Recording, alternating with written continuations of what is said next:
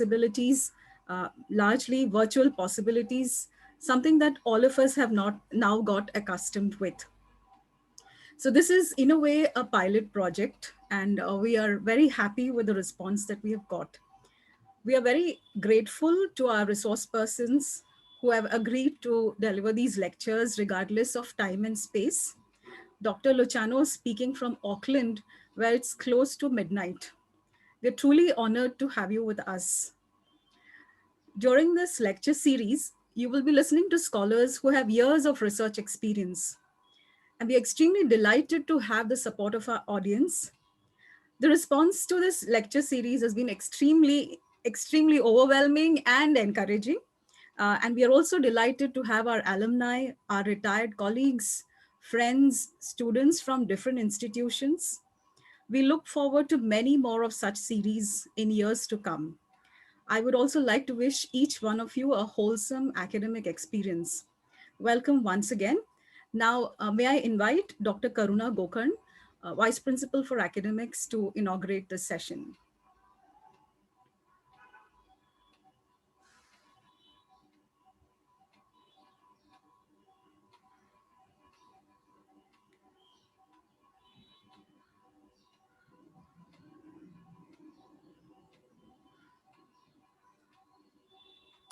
Karuna, I think you have to unmute yourself. No, you can't? Okay, 1 second.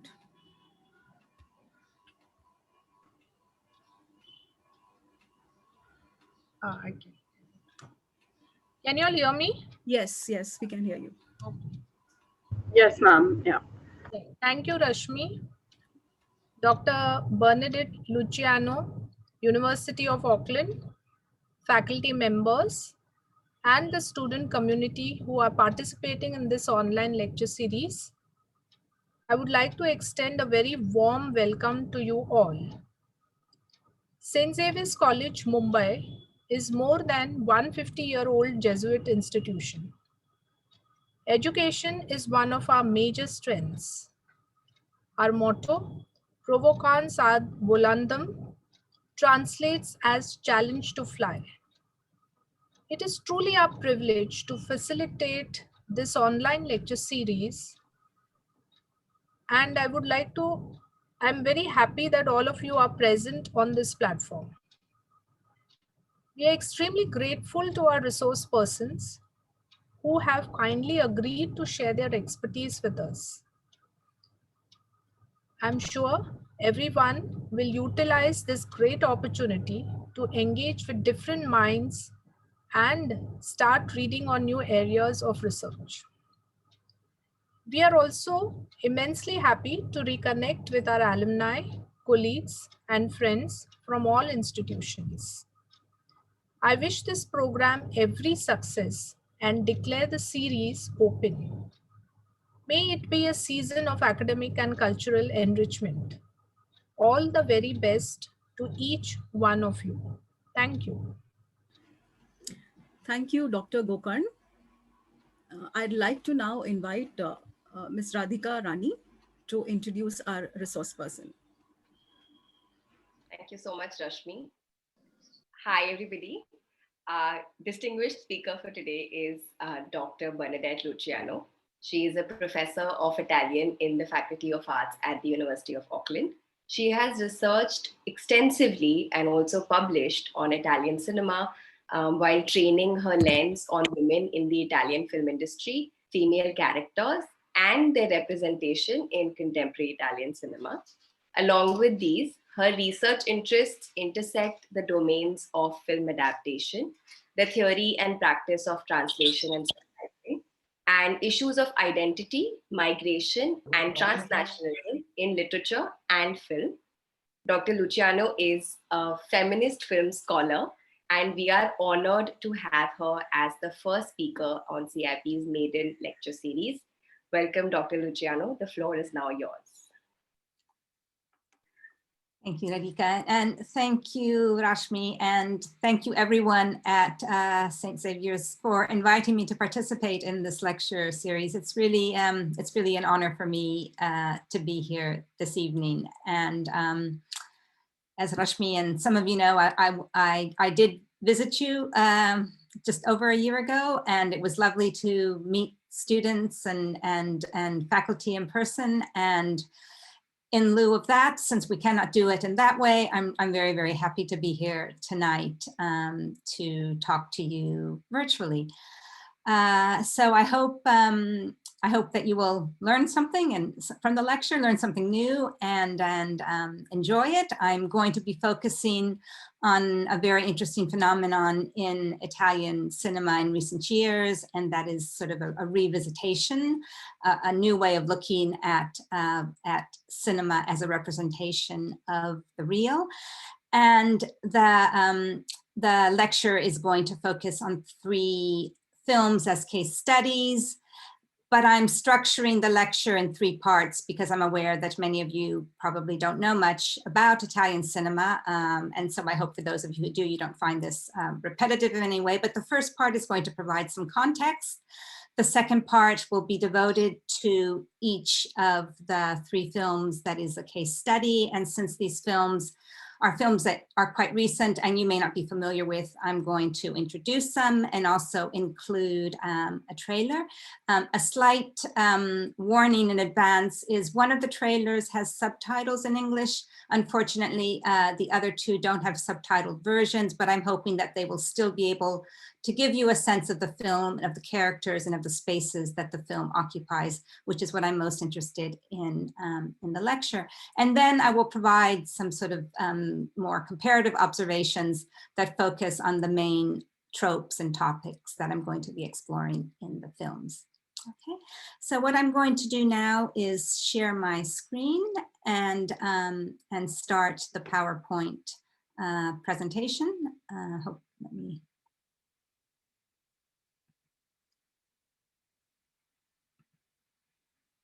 Okay, so everyone can see the screens visible and you can hear me?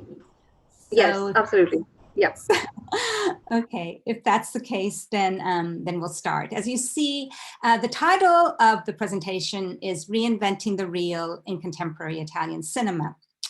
And so I'm just going, and what you see on here are the 3 films that I'm going to be looking at, films from around 2014. All of these were very well received critically and were presented in 2 different years at the festival in Cannes. And one is called Intervallo, Interval, Cuori Puri, Pure Hearts, and Fiore.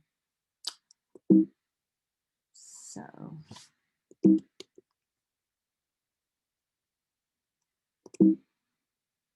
Sorry, there we go. I'm going to begin with a quote from a recent chapter in a book on contemporary cinema by a woman named Giovanna Taviani, who's a filmmaker in her own right, and also the daughter of one of the famed Taviani brothers, very well-known filmmakers in Italy. And she comments in this work on the desire among young filmmakers of today, of the 3rd millennium, to re-engage with both the realist and the documentary style of the cinema of the past. And as you see by the words that she uses, seeing, witnessing, documentary become once again part of the imaginary. And in these introductory words that I've put up here, she talks about how the current generation of filmmakers is returning to reconsider the values of the great cinema of the post-war. And she raises quite important names. She draws attention then to a new kind of cinema that's made by filmmakers that are strongly linked to a cinematic tradition, who are interested primarily really in interrogating reality by reinventing the realist tradition through films that draw attention to the relationship between fiction and the real world or the material world. And Taviani, in this quote, in her naming of the directors, harks back to the great filmmakers of neorealism. And she mentions here De Sica, Visconti, Rossellini, whose films in the post-war period paved the way for a new aesthetic in Italian cinema that also impacted on many other Italian film traditions to come. So when we discuss any representation of the real in Italian cinema, it's really not possible to do so without referring to neorealism, even though I must say that some subversive critics in recent years have actually called for a moratorium on the term and suggest that we think about things in a slightly different way. But there have been numerous and sometimes contradictory and attempts by critics and filmmakers to identify neorealism's aesthetics, political, and production characteristics. We have here, for example, one of the most well-known film historians who talks about neorealism as really fundamental. There's no moment in post-war film history as fascinating as Italian realism, he states. One of the foremost critics, André Bazin, actually called neorealism a cinema of fact or of reconstituted reportage. And in a more recent study on neorealism and revisitations of neorealism, Di Martina, Verdicchio, and others have called it a practice of looking at the real against dominant discourses, opposed to an aesthetics that presumably defines a national discourse.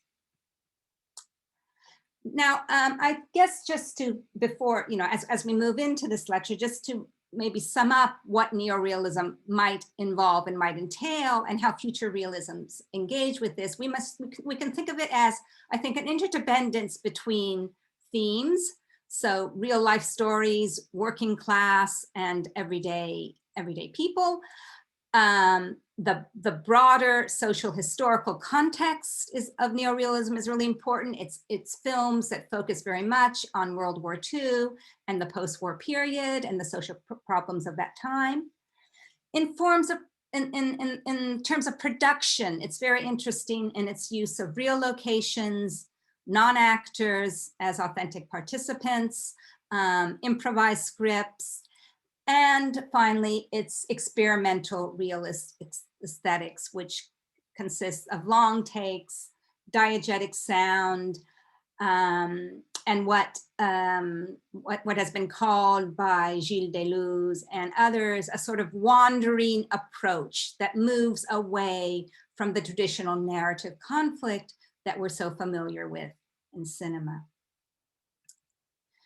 Now, generations of Italian filmmakers have consciously or unconsciously regularly returned to reappropriate and renegotiate what have been flagged as neorealist stylistic elements, but indeed neorealism's shadow has extended beyond Italy, as the many contributors to recent studies on neorealism in global cinema suggest the similarities between the historical and ideological context in Italy from the mid-1940s and the 1950s to various periods and indeed to many contemporary situations in the world today, which explain the popularity of neorealism among contemporary politically committed filmmakers from other national cultural identities.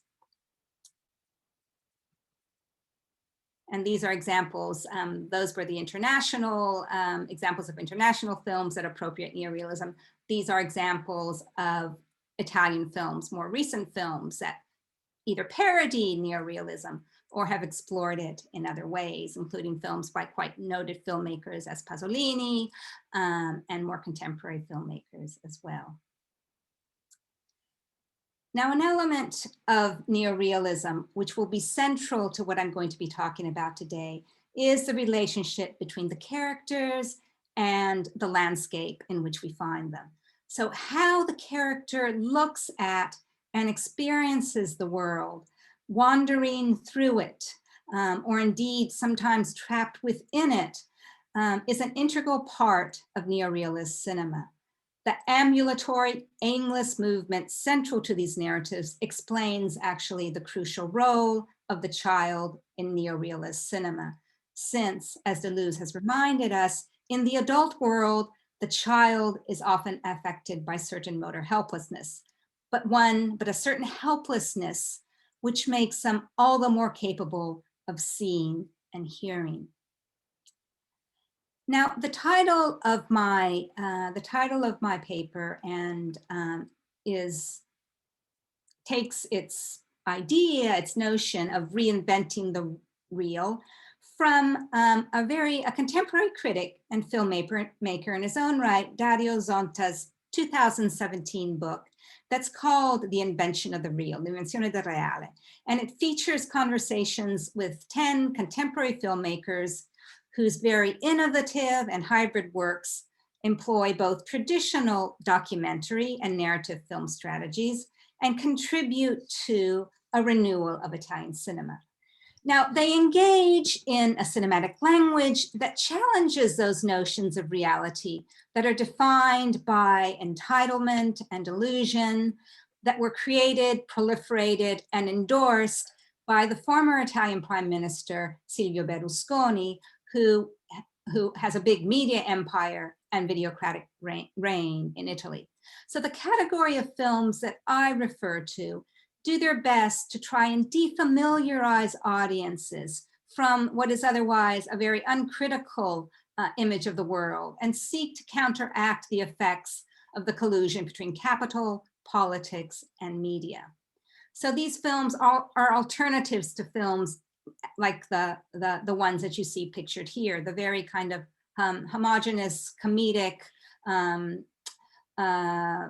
bourgeois stories of films like Amore 14, Love 14, or As You Want Me.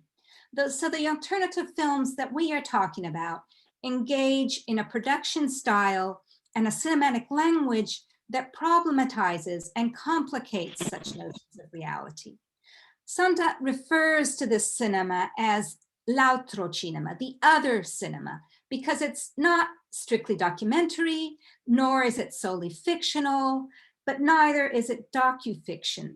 These are films that engage with the real at the level of a particular method and approach, source or inspiration, and dramaturgy. In these films, the real is altered, folded, transformed into new forms of narration.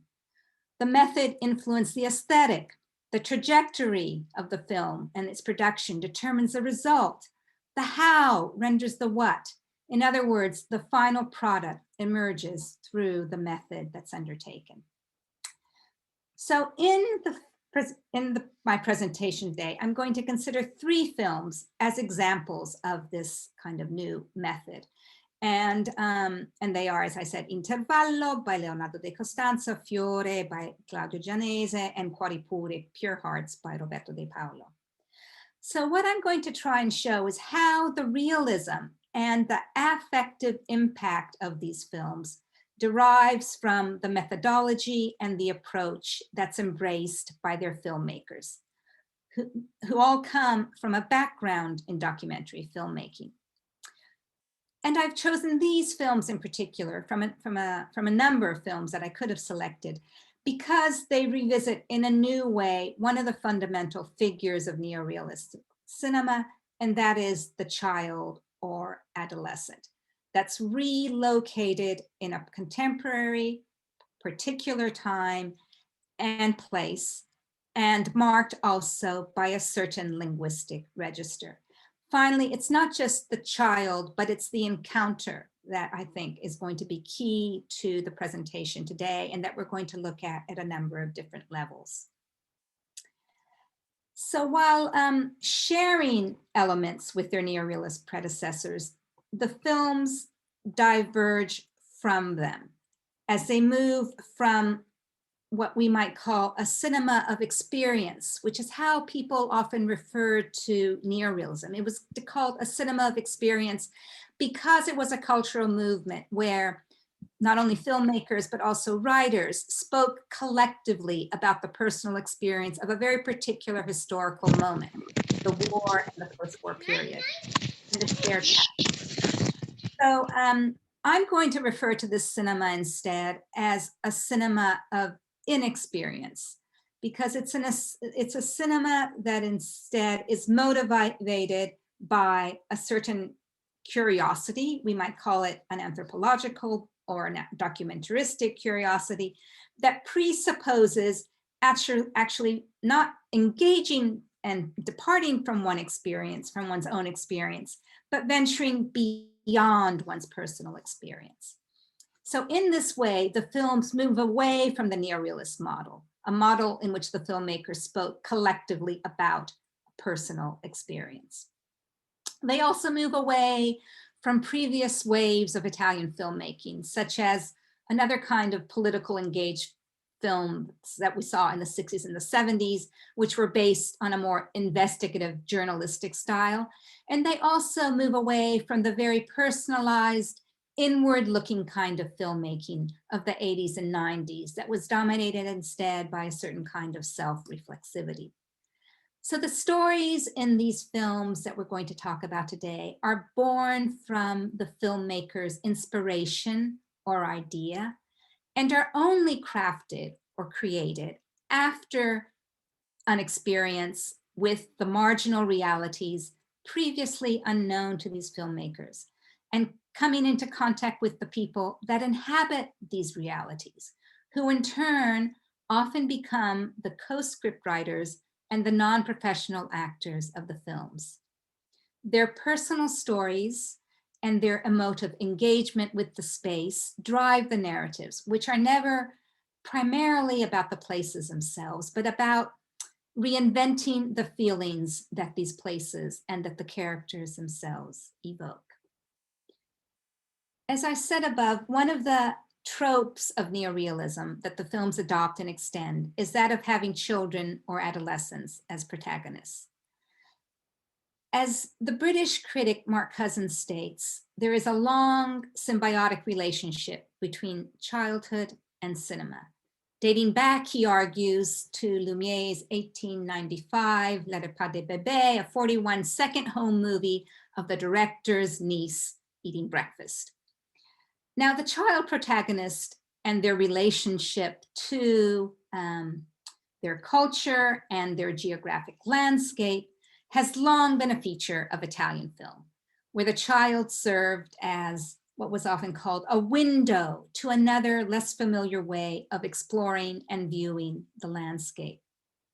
Truffaut claimed that the Italian director Rossellini was actually the first to depict children truthfully on film, in an almost documentary-like style, as serious and pensive individuals, more so in fact than the adults in the world that surround them. The gaze of the child has ranged from that of witness, innocence, hope, comprehension, and compassion, to disillusion and recognition of the impossibility of change. Children have also frequently been symbols of the possibility of individual, societal, national, and familial regeneration. In Italian neorealist film, the child is often represented in one or more of these alternative perspectives, and is usually, not surprisingly, a boy who is often coupled with a father figure for symbolic reasons. In the post-war landscape of the absent, dead, or ineffectual fathers or father figures as a result of fascism, the boys are left to carry on the nation, to carry the nation forward at the end of many neorealist films.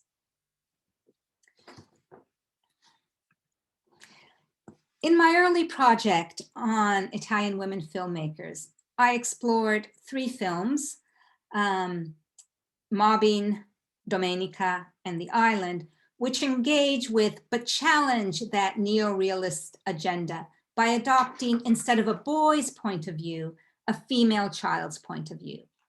So they have in common that they are both acknowledging and trying to come to terms with the father of Italian cinema, while also taking the discourse beyond it. All 3 are set at the beginning of the 21st century. Their protagonists are young women who inhabit a landscape that is significant to the film's project. In the first one, Mobbing, Francesca Comencini replaces De Sica's father-son relationship with that between a mother and a daughter, focusing on the inherent affinities and tensions and the oppressive social climate that influences the story. Bicycle Thieves can be considered a pretext to Comencini's film as a critique of social and economic conditions that impinge heavily on human relationships, and in particular on the parent-child relationship in an urban Roman landscape, past and present, that is a fundamental player in both narratives. Domenica, whose title, which is a girl's name, but also is the word for Sunday, refers to the name of its female protagonist and features a young orphan girl who skillfully negotiates a pulsating and crazy Naples. The film recalls and reinvents the many street-savvy orphan children and urban landscapes that were depicted in the realist Italian tradition, from neorealism through to Pasolini to the more recent wave of films by Neapolitan filmmakers. Quattriglio's L'Isola, set on the Italian Sicilian island of Favignana, engages with the tradition of neorealism by locating the narrative on the social and geographical margins of Italy. In L'Isola, there are clear visual references to another famous Sicilian filmmaker, Luchino Visconti, and his La Terra Trema, and to Roberto Rossellini's Stromboli, Land of God. Unlike its predecessors, however, Isola uses the perspective of a carefree young girl on the verge of adolescence to explore the rituals, landscape, and contradictory nature of the island's boundaries. Neorealism represents a body of Italian films in which landscape becomes a privileged site of meaning. Marginal or rural landscapes are often central to the film's project of reclaiming Italy for an anti-fascist identity, as opposed to being simply monumental landscapes. The neorealist re-inhabiting of lived urban and rural landscapes is tied to the reconstruction of the nation. The films discussed above continue to refashion the landscape, depicting the landscape instead as a feminized space inhabited by women. On the one hand, by citing the neorealist masterpieces, they establish a continuum between the projected past and the spectator's present. On the other, by moving beyond the post-war concerns about the crisis of patriarchy and the symbolic loss of father figures, they propose a new cinema for a new national landscape. In this other cinema, if not in the material world, there is a place for the othered women, the mothers and daughters that were absent in the neorealist predecessors. Now, in the three films I look at today, I expand further on this project. They also feature adolescent protagonists, but focus specifically on the transformative encounters between them, relegating the adult world and adult relationships to the margins of the film and of the story. They draw on the emotional deficit that plagues Italian youth who yearn for human contact in a society dominated by dysfunctional family relationships, mistrust, and fear. The films are located in what we might call a doubly marginalized space, not only on the peripheries of Italian cities, reflecting the increasing decentering of the Italian landscape, but they are set on the margins of the margins, in difficult to access places, an abandoned mental hospital, an adolescent detention center, a peripheral world comprised of Rom gypsy camps and Catholic youth groups. The stories born from the filmmaker's inspiration or ideas are only crafted after inhabiting these spaces and coming into contact with the people that inhabit them, who, as I said, become the co-script writers and the non-professional actors of the films. Their personal stories and emotive engagement with the space drive the narratives in these films, which are about reinventing the feelings that these places invoke. Attraction and repulsion coexist in a context of emotional deficit, where the characters and the spectators alike come to discover what Rossellini refers to as the essential tenerezza, or gentleness or kindness, that has to be at the core, he thinks, of any artistic work or any film. So we can turn now finally to the films themselves. The first film that we're going to talk about is Cuori Puri. So, like many scripts for neorealist films, Cuori Puri, or Pure Hearts, was inspired by a story that the director, Roberto De Paulis, came across in the local media. So the story was about a young girl that had reported to the police that she had been raped by 2 gypsy moms. It turns out that it wasn't true, that she'd made up the story, and that it was her Catholic guilt over having sex that had driven her to her accusation. Roberto De Pauli's film was driven by his interest in exploring the motivation behind the girl's lie. Initially, he tried, along with his screenwriters, to invent a plausible story. But in a public conversation in Rome where he talked about the film, he admitted that, and I'm quoting now, 4 middle-class atheist Roman men couldn't find their way into a story about a 16-year-old girl who belonged to the Christian church group. So they decided that they had to embark on a documentary-like strategy, on what we often refer to as la ricerca sul campo, or field work, to explore the unfamiliar neighborhoods of East Rome where the events actually occurred. So they spent the subsequent 6 months in the immigration centers, the Rom camps, and the churches that host the Christian youth groups, and that led to the encounters that were fundamental to the film's story, including an encounter with a person who would eventually become the film's principal male protagonist. So they went in search of the story, and through searching for the story, they also searched for the people who could enact the story, but also write and produce the story. So the non-professional actors that were selected for the film were allowed to freely adapt their lines, to move as they wanted, to bring their own language onto the set, with the camera filming without the use of any artificial lights or any predetermined framing. So Cuori Puri's documentary style meant that it resulted in a story that took form eventually in the editing room. Now I'm going to begin by showing you this clip from the film, which is actually the trailer of the film. So this should give you some indication of some of the characters themselves, the 2 main characters, as well as some of the peripheral characters and the spaces that the film inhabits.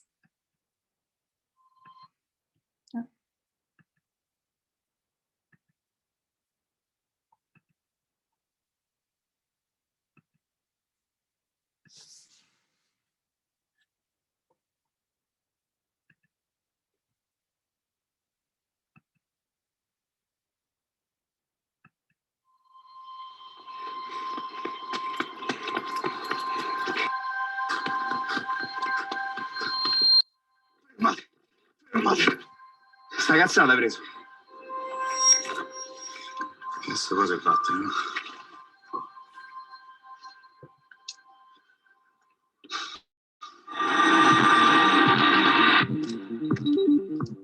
Sta lavorando in parcheggio, non è fa la guardia, è diverso. Fa la guardia al parcheggio? Sta secco, ma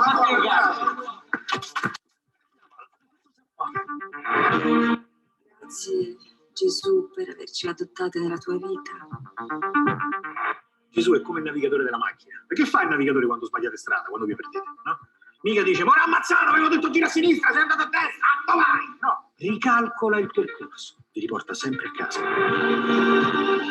Già ti sei fatto che c'è dal centro commerciale. Io ho la fila di gente qua fuori che mi sta chiedendo lavoro. Ma quello che fa guardia di zingaro. Vedi, rifugiati, ecco, siamo a finire come questi. Fine colpa mia. Questi chi sono? I vicini. Come ti chiami? Agnese, Stefano. ti volevo ringraziare. Non tranquillo. Beati i puri di cuore perché vedranno Dio, un'iniziativa che sostiene i ragazzi che hanno deciso di arrivare in castità al matrimonio. Perché tu ci devi ancora pensare? Sì, come tutti gli altri, è una mia scelta. Cioè, come sai quando ti devi fermare. E lo sa Dio quando mi devo fermare. Dove sei stata, Agnese? Parlami, eh! Ho fatto una domanda, no? Agnese! Vieni!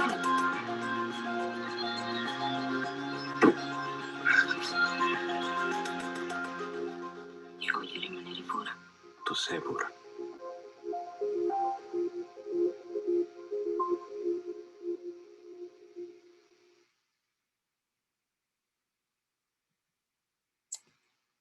Okay, Pure Hearts begins with a chase. In the opening scene, which you saw at the very beginning of the trailer, Agnese is running down a road on the outskirts of a city. Stefano is chasing after her.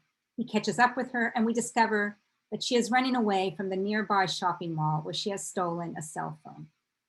We later learn the reason. That's because her mother had taken hers off her for exchanging what she thought were inappropriate texts with a friend. Stefano is a security guard in the shopping mall, whose job it is to catch her and turn her in. But instead, he inexplicably sets her free, cell phone and all. They part ways, and the film proceeds with the narrative cutting between the spaces that comprise their two separate worlds. 18-year-old Agnese lives in an overprotected, claustrophobic environment with her single mother. They even share a bed, and her mother is obsessed with her daughter maintaining her virginity until marriage. Agnese belongs to a youth church group, which advocates the same. Agnese, on the other hand, is struggling with issues of identity and her sexuality, and she's frightened by it, as she is of anything in the world unknown to her outside her home and church group. Stefano, on the other hand, is a 25-year-old, affiliated with a tough crowd. His best friend is a local drug dealer who even gets him involved in bullying a local immigrant who runs a convenience store. He has to learn to look after himself on the street from a young age because his unemployed parents have trouble making ends meet. They are about to be evicted by their own home, relegated to a camper, which puts them on equal footing with the refugees, the intruders, the immigrants that they fear and loathe. Having lost his job in the shopping center because of his failure to turn in Agnese, he's given one more chance in a parking lot to work as a parking lot attendant for a supermarket adjacent to the Rom Gypsy camp, a place where the tensions between the Italians and the Rom run high. Stefano's isolation and his anger are represented in his position, seated in a broken down chair in the middle of an asphalt jungle, where there is no protection from the pelleting rain or the scorching sun, facing the men in the camp across the fence who glare back at him. Their mutual imprisonment breeds mutual contempt. Stefano and Agnese meet in this location, literally on different sides of the fence, when the girl accompanies her mother to the camp to deliver charitable goods. From this encounter are born stolen moments at the beach, where the sea serves as a liberating metaphor that counters the claustrophobia and alienation they feel in the problematic and dysfunctional worlds they inhabit. But when they make love for the first time, Agnese is confused by her clash of personal desire and instilled values, and so she invents the lie that is the premise for the story that De Paolo sets out to write and produce. So Pure Hearts, as the title suggests, situates virginity at the center of the film. Agnese's body, her female virginity, parallels Stefano's desire for a sort of territorial virginity in the parking lot. Two bodies or spaces that resist contamination, spaces that need to be defended from the other. The pure hearts of the film, Stefano and Agnese, are hearts initially fixed in their understanding of the world, but their encounter also leads to a desire to break out of their respective prisons, to come to grips with their fears, and to reconsider their place in the world. De Paolis' images of the external and internal spaces of a marginal role and the movement of the characters in them reflects the tensions that animate these two young people, lost in an urban environment, where behavior is predicated by fear and loathing. The film's final chase scene, like its other representations of the city, maintains a non-judgmental, non-ideological, open-ended view of this contested urban setting, moving away from ethically charged, codified representations of priests, Roma, and immigrants. Similarly to De Paulus's film, set in the peripheral communities of Rome, where he reinvented a story of young people navigating within its various socio-geographic boundaries, Giovanese's film Fiore was motivated by the desire to capture the feelings experiences by the adolescents living in a juvenile detention center, a space totally unknown to the filmmakers. Along with his team of scriptwriters, Giovanese spent 4 months inside the Istituto Penale for minors in the youth detention center in Rome. The film crew involved the detainees, both male and females, in a series of workshops on the theme of video and cinema language so as to prepare them for the writing of the screenplay within the detention center, the screenplay which was to be based on their experiences. Now, the cast of the juveniles in the film is composed of both professional and non-professional actors, and primarily ex-detainees. Even the roles of the assistants of the prison guards are played for the most part by real guards themselves. The character selected to play the main role, Daphne, the character and the actor, by the way, have the same name, is in the end a non-professional actor from a similar background as the character she portrays. So again, now I'm going to show you the trailer, and this trailer, as I said, does not have subtitles, but I think you'll be able to follow, again, the idea of the characters themselves and the spaces where we find them.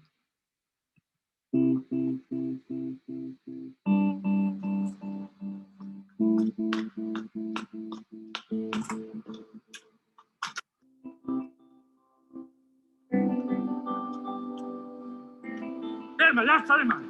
Fammi vedere le mani. A terra. Fammi vedere le mani. Bene.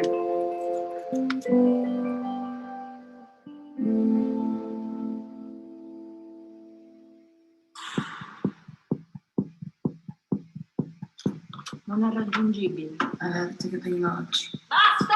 Basta! Chi te l'ha fatti? Ho disegnato io. Tu ce l'hai? Poi è mio padre. Tatuaggio con nome mio si è fatto. Mi manca ancora un anno, però se chiedo l'affidamento in prova a casa con te posso uscire da qua. Non è il momento. Io non me la sento, deviamo l'impegno del genere adesso. Ce l'hai pensato?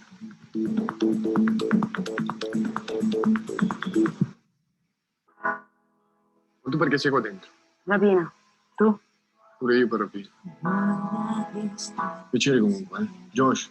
Daphne. Tu ce l'hai qualcuno fuori? No. Se fai domanda ti posso dare tutto di permesso. Veramente. Sei contento o no? Dai, lo posso leggere almeno? Non lo puoi leggere. No, cosa ha dato la detenuta? Ma ti è un po' zitto, non è una bomba. So guardie. Tra un anno ci vediamo fuori, liberi, dov'è che vuoi andare? In pizza, perché c'è il sole, il mare, la festa. E allora ci andiamo insieme ad Ibiza, ti va? Magari.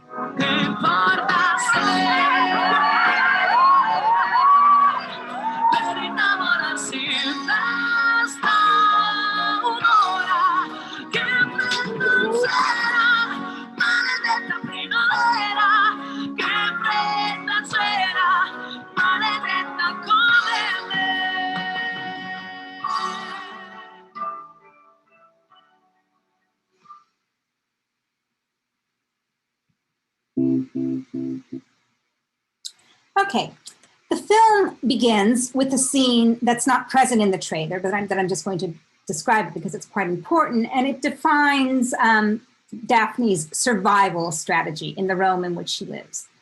What she does is she regularly hangs out with a friend in the train station and steals cell phones from unsuspecting strangers at knife point. There would be a whole discussion of cell phones to be done about these films as well. The trailer begins showing Daphne fleeing to avoid the authorities, then her arrest and incarceration. Inside the detention center, Daphne clashes with other inmates and continues to hope in vain on the assistance from her father, played by a very well-known actor, Valerio Mastandrea, who continues to not answer her calls or return her calls. Daphne's father, who we eventually see, is like the other parental figures featured in these films, whose own problems, he's recently been let out of prison himself and he's trying to start a new life, makes it difficult to provide support for their children. While he clearly loves his daughter, he lacks the economic or emotional resources to return the affection she longs for. Daphne's desire for affection is transferred to Josh, a male detainee convicted of a similar crime. In the detention center, the relationship between Daphne and Josh develops, notwithstanding limited mobility and physical barriers, through the secret exchange of notes, of gazes from cell to cell, of brief stolen conversations that escape the attention of the guards. In Fiore, Giovanese's camera is always either on Daphne or showing us the world from her point of view. Inside the prison, his documentary style of filming captures the monotonous routine of an imprisoned Daphne through her fits of anger, mistrust, fights, and the many barriers to human contact: barred windows, fences, closed doors. One of the very few scenes that takes place outside these confines is their longed-for trip to the seaside with her father and Romanian stepmother, where Daphne dangerously plays with crossing the boundaries of her temporary license of freedom as she runs with the sand beneath her feet. This is one of a few seemingly direct references in the film to Truffaut's well-known film on adolescent rebellion, The 400 Blows. Like Quadripuri, Fiore avoids over-dramatization, ideology, and sentimental blackmail.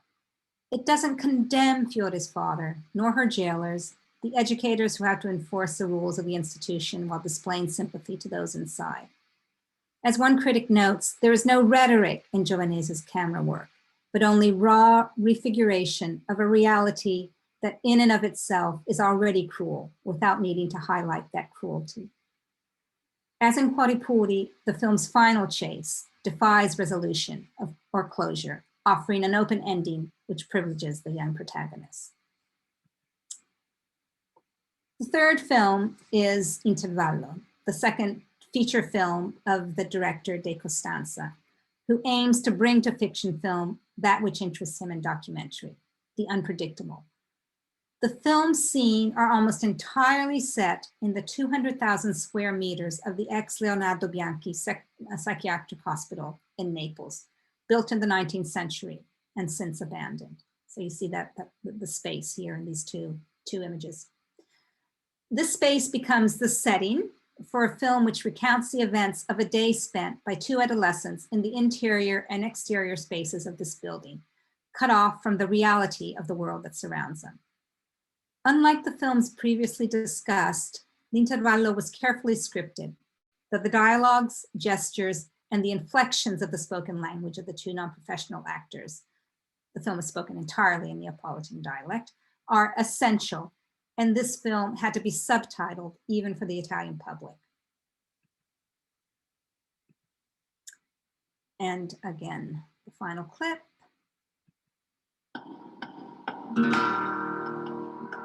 Ostiamo apart o anat? O nero bianco, scegli. Non sto con nessuno. Ma si scende, tutto a posto. Come si sta comportando? Che? E Simone vuoi? Ma che le devo dire? Tempesta, tempesta! Va, aspetta, va.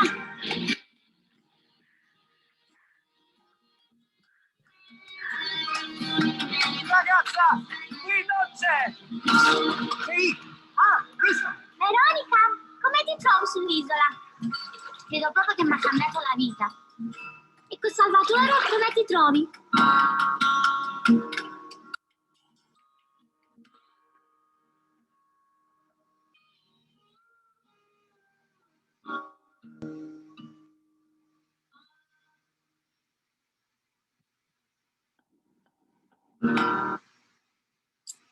Okay, the unsubtitled clip and its non-chronological sequences might be a bit confusing, but should provide a sense, I hope, of the tension that the film is built on. An external criminal world with its rigid laws that control the lives of the two local adolescent protagonists. The film begins at dawn with the voice of Salvatore, the boy, off screen, recounting the seemingly strange habits of some birds.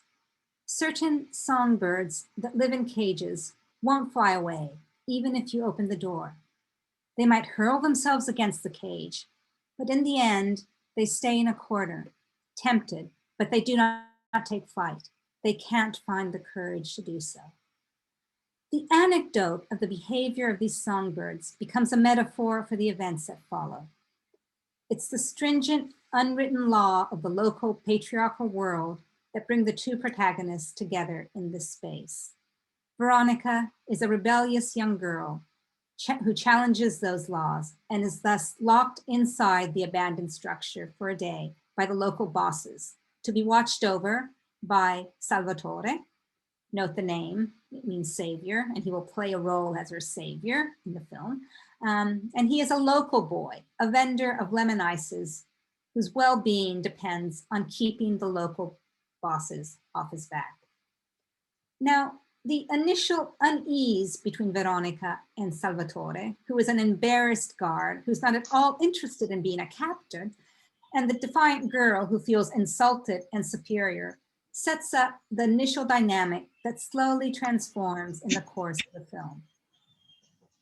From the early scenes shot within the confines of the abandoned structure, the cinematography sets up this sort of choreographic dance that alternates two shots which position them alternately in the foreground and in the background, with close-ups of each observing the other or looking out into that world that they are barred from or for the day. Now, this state of imprisonment becomes paradoxically, as the title suggests, an intervallo, an interval, an intermission, a day of freedom and reprieve from the laws that govern the outside world that humiliates and stifles them. The initially detached and surly behavior made up of silences and minimalist phrases between them that they exchange to defend themselves dissolve into unexpected camaraderie that's born from very simple gestures. A shared sandwich, for example, or Veronica's disinfecting spit on Salvatore's wound.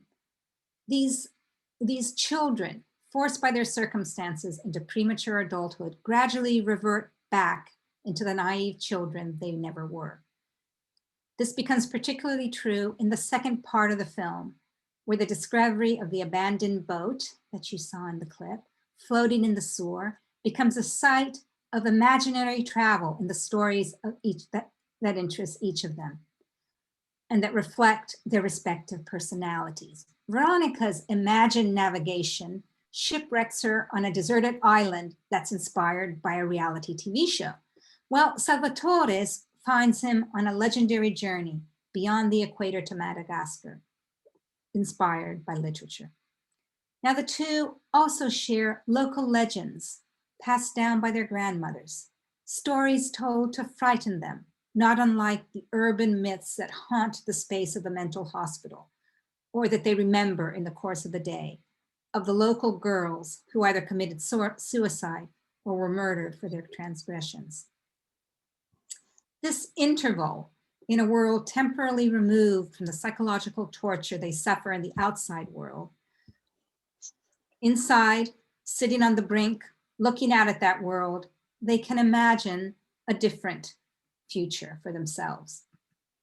Facilitated perhaps by an earthquake that would naturally, rather than would naturally eliminate all of those out there who stand in the way of a different life, of their freedom and of their dreams. The darkness that comes with the end of the day brings with their new reality of the organized crime and patriarchal laws that rules their neighborhood. Veronica is warned about the implications of making the wrong choice. And in the end, the film is about how her desire to resist cannot overcome her will to live. So in these three films just described and discussed, the directors draw their spectators into geographical, cultural, and linguistic spaces beyond their personal experiences, ceding the point of view to their adolescent protagonists, played by non-professional actors, who struggle in their relationship with an adult world and authorities, played often instead by professional actors, famous names often needed, in fact, for gaining financing. But these adults do not sustain them. They are imprisoned within physical or psychological walls. They break down their defensive barriers, which permit them to forge meaningful yet fragile relationships based on these encounters. These stories unravel as narratives of encounter, connected to the normally inaccessible spaces that the stories inhabit. Recounted from the adolescent's point of view, they are emotionally charged narratives that interrogate sites and situations of contemporary daily life via strategies inherited from the encounter between documentary and Italian neorealism and other cinematic realisms. Marked by that ambulatory and aimless movement that Deleuze ascribes to children in neorealist films, it is significant that all three films privilege the trope of flight. In Intervallo, there is a brief running scene where Veronica momentarily dreams of escaping her destiny in the community. But Veronica and Stefano become like the birds of the film's initial anecdote, flightless birds who separate in the film's final scene, recognizing the slim possibility for resistance in the community they inhabit. Cuori Puri and Fiore begin and end also with flight, with chase scenes, a running away from authority that pursues them, with an uncertainty of what they are running toward. In the final chase scenes, theirs is the aimless but hopeful running of youth trapped in a landscape that does not provide a way out. When Stefano finally catches up with Agnese in the film's final scene, they cling to each other in a desperate embrace. While Daphne and Joshua, running from authorities, collapse breathless onto a seat of a moving train. In these scenes where the camera chases after our actors, only to capture them both in two shots which unite them, we feel their breathlessness, a breathlessness that commingles the intimacy, hope, desperation of their youthful beating hearts. In these spaces of encounter, the films temporarily forget the limitations of time and space and leave us with the exuberant feeling of emotion transmitted by the actor protagonist.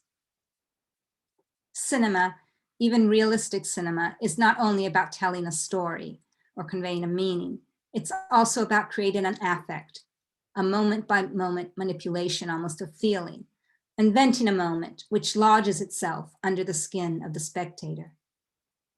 As Hitchcock even said, you work hard to create an emotion, and once an emotion is created, you work even harder to maintain it. Emotion. Giuliana Bruno reminds us that cinema derives from the Greek word kinema, which connotes both motion and emotion. It implies more than the movement of bodies and object as imprinted in the change of film frames and shots of camera movement or any other kind of shift in viewpoint. Cinematic space, Bruno tells us, moves not only through time and space or narrative development, but through inner space. Film moves and fundamentally moves us with its ability to render affects and in turn to affect. The emotional rawness and the poetics of these films emerges from the methodology and approach followed by these filmmakers, living among and drawing out the rawness and the tenderness that emerges from their encounters with the people who became the protagonists and the actors of the film.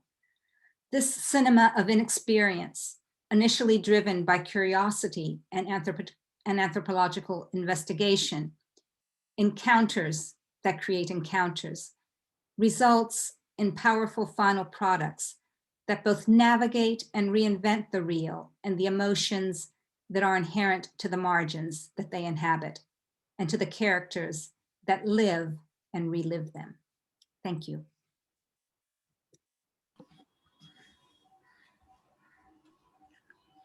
Thank you so much, Professor Luciano. Excuse me. It's time to take some questions. We have some questions in the chat box, which I'd request Aditi to read out for you. And perhaps we could start with the question answer session. Aditi, yeah. Okay, good evening. I will read out the question and you may answer them. The first question is by Emmanuel Dharma. You mentioned non-actors as a fundamental of neorealism. Could you please elaborate on what that term means? Okay, so non-actors means non-professional actors.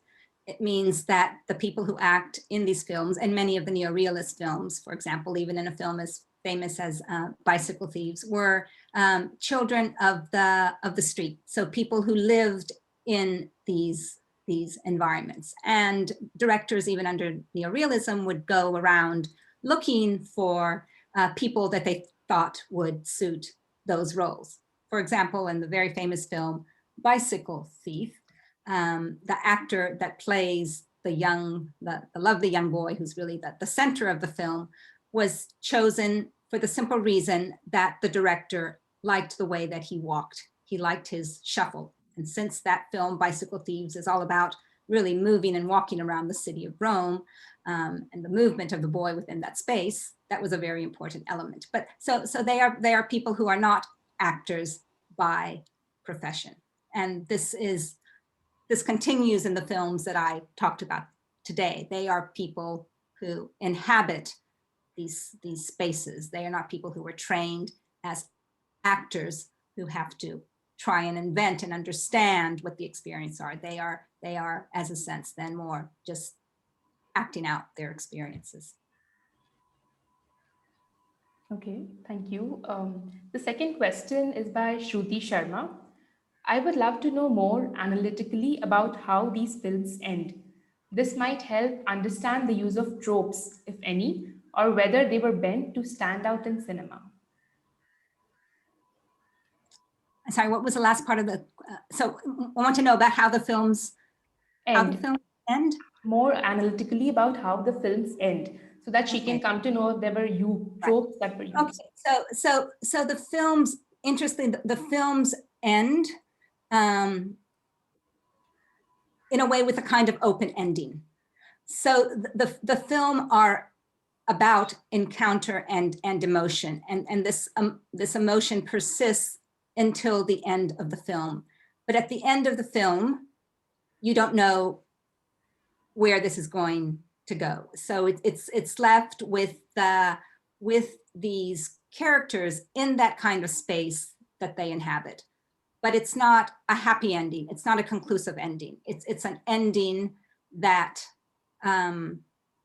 is left open to the viewer's interpretation. Okay, got it. The third question is, why is neorealist cinema in most cases always focused on the lives of one or two individuals at a time? Okay, because it's often based on a particular story that revolves around characters. So these characters move within the world and have a role in telling a particular story. So it's through engaging with that individual that you then become to understand the world. So it's getting into the character and the relationships that the character has that's also very important to neorealism. Okay, thank you. The fourth question is by Muzart Gonzalez. He says, why are neorealism films mostly filmed on long and wide-angle shots? Is this something to do with conveying emotions?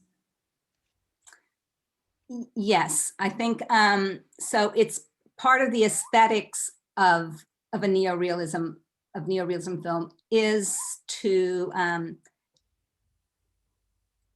is so. And it's not always, it's true that there are a lot of long takes and wide angle shots, and that is to locate also the characters in the world in which they live. So you're not just, so in a way, it creates some distance, but it also brings you into contact with the world that they're wandering through. So you see the characters also as part of their environment and part of the situation, the socio-economic situation in which they find themselves in. So they're not lone individuals. And so it's in a way, it's trying to keep away from what a close-up does, which is to bring you, to engage you extensively with a particular character outside of the space. So the space surrounding the individual and the world in which they live. And how these individuals actually, as I was saying, wander through the world, move through the world, and engage with that world and experience that world is very central to neorealist film. Okay. The next question is by Merrick Pereira. Could you give us examples of neorealism cinema from recent films outside Italian cinema? Well, there's lots of realist, we wouldn't call it neorealist film, but we would call it cinema that emerges in a realist vein. And every cinematic tradition really has it. I mean, I guess most famously maybe and most recognizably, we might think of Ken Loach's cinema as a kind of realist cinema that again engages with a particular social reality of its time and place. There's also a realist tradition in Indian cinema as well. So there's almost every cinematic tradition explores that notion of what it means to live in a particular socio-political moment and often on the margins of society. Okay. Next, Alice asks, how do you think the tension between reality and fiction will be taken care of in contemporary Italian cinema?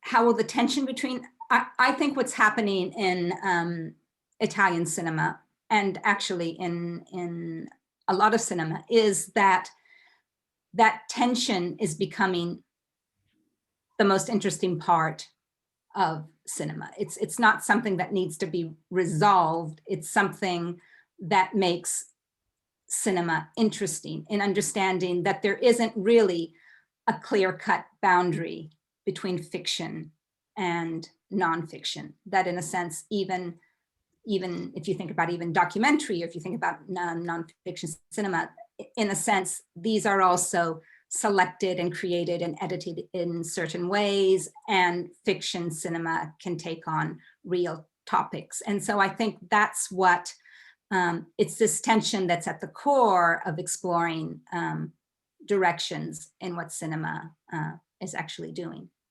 I mean, you can think about that even in a very recent film, the film that won at the Venice Film Festival this year, Nomadland, which explores, a real story in a way and has real characters at the same time that it has Frances McDormand in there as the main, character. And it's situated in this place between reality and fiction, which is an interesting space to be. Okay, the next is a very basic question by Angela. What is the difference between realism and neorealism?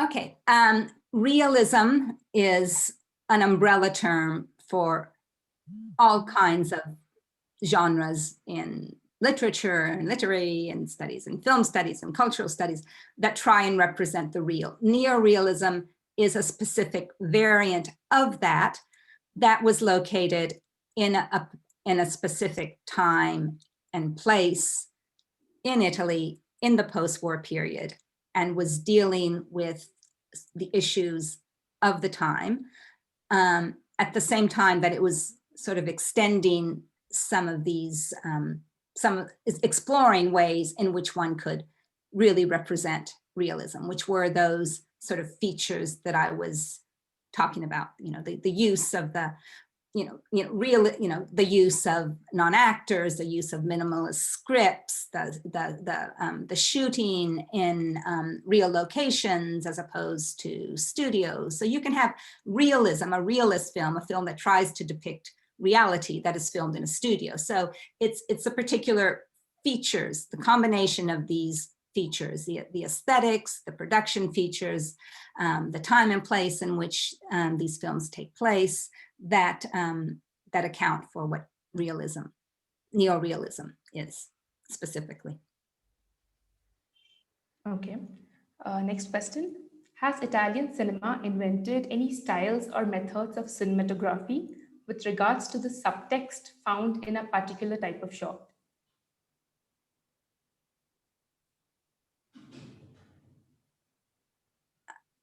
I'm not sure I understand the question.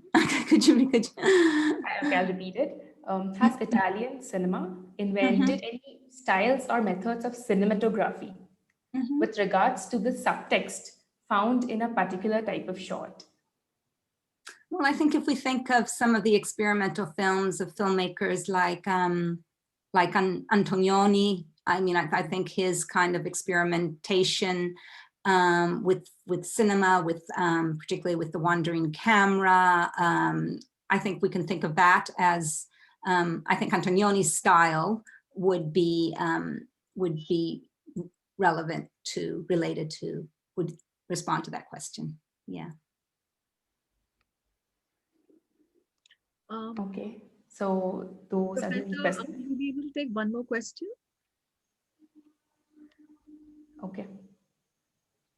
There's one more question. This is by, Mozart Gonzalez. Aditi, can you read out the question, please? Yes, ma'am. Can neorealism films be commercial, or do they just pertain to a certain creative idea? I'm sorry, can they do what with emotion? Can neorealism films be commercial, or do they just pertain to a certain creative idea? I'm sorry, I didn't get I didn't understand the first part. Can neorealist film be commercial? Commercial. Sorry. Okay. Neorealist film was never very successful, interesting commercially in Italy when the films first came out. Interestingly enough, neorealist film had more of a commercial impact internationally than they did within Italy.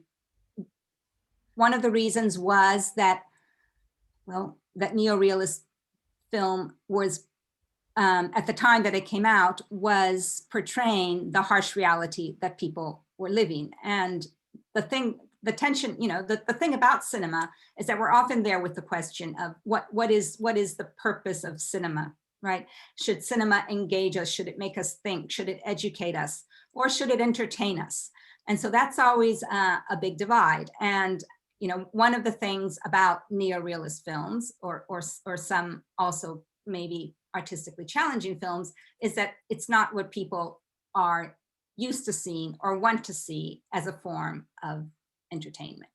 So there is a tension there. I think there's often this discussion between, the difference between art cinema and, more entertainment cinema. Okay, thank you, ma'am, for answering all the questions. Thank you so much for answering all those questions.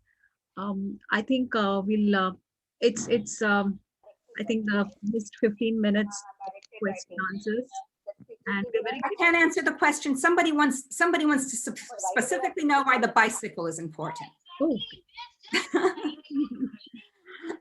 And is also asking about the names of some of those most important Italian neorealist directors, which is an important question. So Vittorio De Sica, Roberto Rossellini, who I mentioned several times. We often talk about Rossellini, De Sica, Visconti, and some of the most important films are Rome Open City and Rossellini's war trilogy, Paesa, and De Sica's film Umberto D about an old pensioner and his dog is considered, often the last film of neorealism.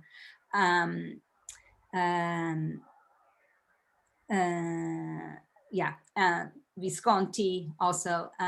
So the bicycle, why does the bicycle mean so much to the father and the bicycle thieves? Because the bicycle was what he needed in order to work. So the bicycle was linked to job and employment. At the beginning of the film, he's unemployed. He's unemployed, as many people were in the post-war, in post-war Italy. And so he goes to looking for a job, and in order to have a job, he needs a bicycle because his job is to go around riding on his bike, putting up film posters. Okay, so that's the reason, because the bicycle is important for him in order to be employed, to do his work, to make money for his family.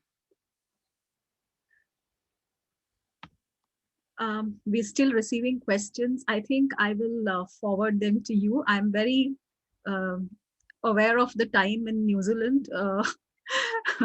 So thank you for all the questions. We will certainly share those questions with Professor Luciano. And I think we can go to the next bit, which is the vote of thanks. And I'd like to invite Andrew to propose the vote of thanks. Very good evening to all. It is my privilege to propose a vote of thanks as we draw near to the end. Andrew, I think you have to be louder, please. Okay. It is my privilege to propose the vote of thanks as we draw near to the end of the first of 4 lectures being organized by the Council of International Programs at St. Xavier's College, Mumbai. On behalf of the organizing committee, it is my privilege to express my sincere gratitude to the management of our college, our rector, Dr. Father Keith D'Souza, our principal, Dr. Rajendra Shinde, for the unstinting support that they extend to each of our ventures. Our thanks are due to our vice principals, the vice principal for academics, Dr. Karuna Gokarn, vice principal for arts, Dr. Annapurna S., and vice principal for the sciences, Dr. Rishikesh Samant. I must take this opportunity to thank our esteemed speaker for the day, Professor Bernadette Luciano, the Associate Dean International, Faculty of Arts at the University of Auckland, for her thought-provoking lecture. Truly a learning experience for all of us in attendance. Ma'am, not only have you helped us to discover the real in contemporary Italian cinema, but you've also inspired in many of us a newfound love for Italian culture in its entirety. We are indebted to you for the precious time you've given us this evening, and we appreciate it very much that you've given us your time in spite of it being midnight in Auckland. We thank you very much, and we look forward to a continued association with you. Grateful thanks also to the faculty in charge of the CIP and the student volunteers whose immense dedication was so instrumental in ensuring that today's lecture was a grand success. Lastly, we are delighted to have had so many participants with us, both on Zoom as well as on YouTube. Thank you to all of you for your overwhelming response to our lecture series, and we hope to see many more of you for the lectures to come. Thank you. Thank you all for being here. And we really hope to continue this association and these lecture series. Thank you so much. Thank you. Thank you. Thank you.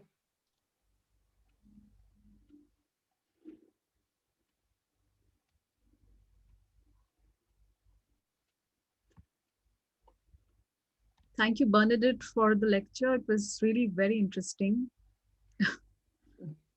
I think there were many questions. I think I'll post those couple of questions. I'll send them to you. Okay. For you to see. Thank you.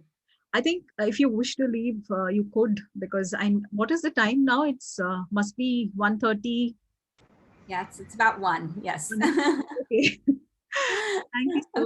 Thank you so much. I think if you wish to leave, please carry on. Thanks a lot. Thank you. Bye, Rashmi. Bye. Bye.